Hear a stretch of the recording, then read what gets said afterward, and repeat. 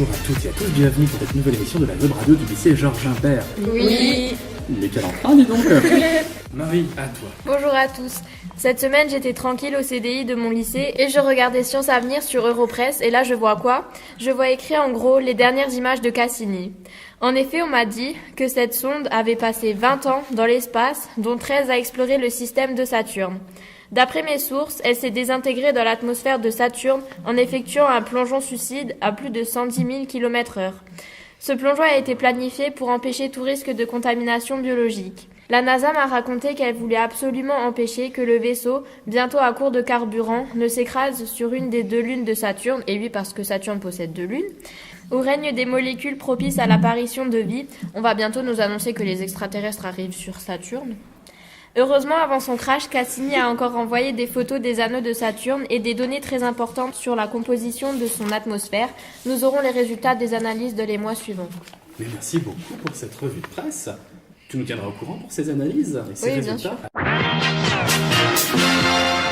Après être allé dans les hautes sphères de notre système solaire, allons dans les hautes sphères de la mode avec Océane. Océane, de quoi vas-tu nous parler aujourd'hui ? Bonjour à tous, j'espère que vous allez bien. Mais oui, Moi, merci. Oui, bien sûr. Moi ça va super. Aujourd'hui, je vais vous parler d'un sujet qui me plaît particulièrement, c'est la mode.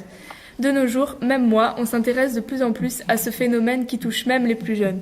J'ai lu un article dans Le Monde que mon père m'a montré et j'ai appris beaucoup de choses. Par exemple, Lucas, 15 ans, explique que certaines personnes de son entourage, en gros ses potes, se lèvent à des heures pas possibles, tout ça pour un petit t-shirt champion qu'ils ne mettront que 2 fois, bien sûr, sinon quelle serait l'utilité. Moi aussi, j'avoue, j'aurais pu me lever aussitôt pour un vulgaire t-shirt, mais 4 heures du matin, c'est fou. On peut parler aussi des petites filles de 11 ans qui ont des sacs à main Louis Vuitton, des Louboutins, maquillées jusqu'aux petits doigts de pied et tout le tralala. Vous en connaissez ? Ah oui, beaucoup. Je vois beaucoup de filles comme ça. C'est quand même fou que ce phénomène de beauté suprême ait pris le dessus sur tout. La mode est devenue un sujet important dans notre société. Donc allez-y, levez vos fesses de vos canapés, coupez les anges de la télé-réalité et courez au magasin le plus proche pour ressembler à notre chère Rihanna ou encore Taylor Swift. Quelle belle société. Mais merci beaucoup, merci aussi pour ces conseils. Je valide effectivement couper les anges de la télé-réalité. Bonjour Émilie. Bonjour. Ce matin, j'ai écouté la radio, ce qui est rare, et en fait, j'ai entendu parler de l'iPhone 8 Plus qui allait tuer les appareils photo réflexes. Du coup, j'ai cherché sur Internet et j'ai lu un article assez intéressant sur ça. Ah ouais, tu l'as lu ça où ? Dans le journal L'Obs. En gros, l'appareil photo de l'iPhone 8 Plus, il pourrait avoir une meilleure qualité que le gros appareil réflexe. La qualité de l'appareil photo du 8 et du 8 Plus est de 12 mégapixels et ils ont un mode portrait, c'est une tuerie. D'ailleurs, ça commence un peu à énerver les photographes. La luminosité pour les photos, elle se met automatiquement en fonction de comment et de où on est placé. Le journal L'Obs s'est rendu au siège atelier d'une grande marque d'accessoires de mode qui a au début fait des chapeaux de luxe, ce qui est un bon sujet pour l'iPhone 8. Et aussi pour Océane. Ça m'intéresse. Qui permet d'utiliser les différentes options du mode portrait et de prendre des photos des chapeaux sous tous les angles.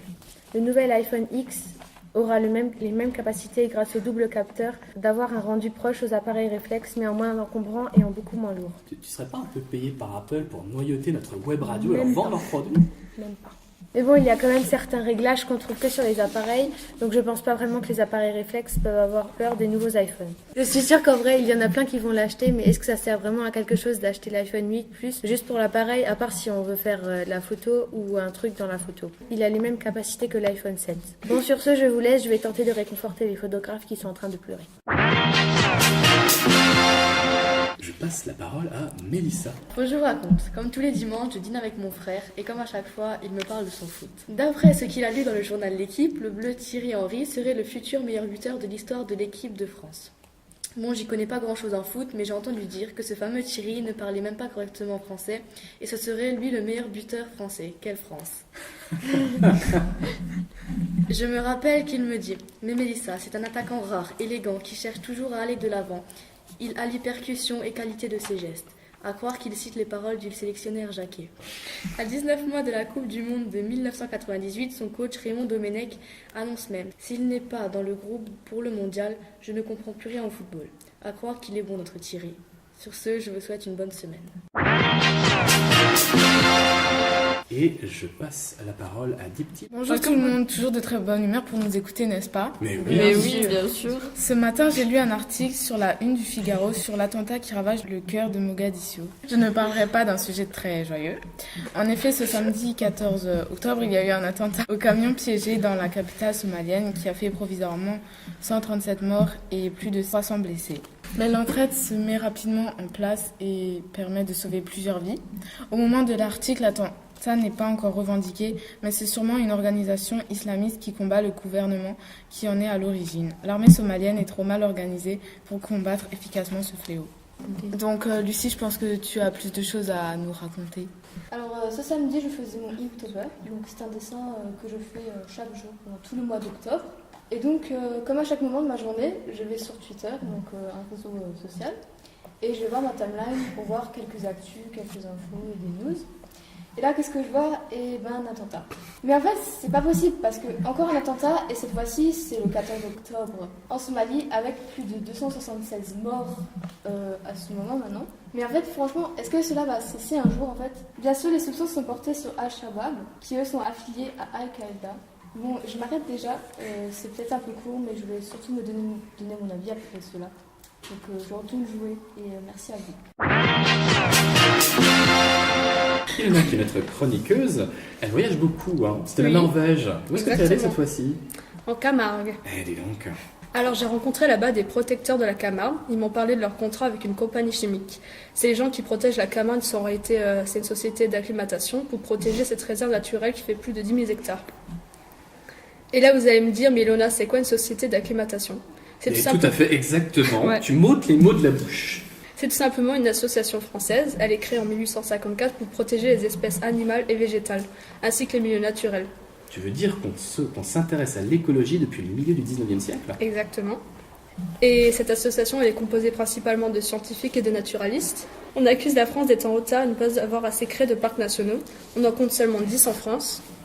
On compte la réserve naturelle de Camargue, elle a été créée en 1927. Il y a plusieurs conflits en rapport avec la gestion de l'eau. Au sud, ils veulent de l'eau salée et les viticulteurs au nord rejettent de plus en plus d'eau douce. Ils se comportent comme des enfants et ne veulent rien partager. Mais ces rejets d'eau douce dans le Val-Carès, avec l'augmentation de la superficie des vignes et ces années très pluvieuses, entraînent des inondations qui augmentent de plus en plus le niveau de l'eau. Ils ont donc eu l'idée d'exclure toute activité humaine afin de préserver l'équilibre naturel et de préserver l'harmonie entre toutes les espèces. Car ils estiment que la nature n'est pas au service de l'homme, mais ils ont peut-être oublié que la Camargue d'aujourd'hui existe que grâce à l'intervention de l'homme. Donc si vous ne savez pas où partir cet été, allez en Camargue. Merci beaucoup, Léna. Il n'y a pas de quoi. Chers auditeurs, on vous remercie d'être toujours aussi fidèles au poste et de nous écouter. Soutenez nos élèves qui font cette web radio, car ils font un très bon travail. Nous vous retrouverons la semaine prochaine avec une nouvelle revue de presse, toujours aussi intéressante et toujours sur des sujets d'actualité aussi divers que variés. En attendant, elle vous souhaite tous une très bonne journée et à très bientôt. Au revoir.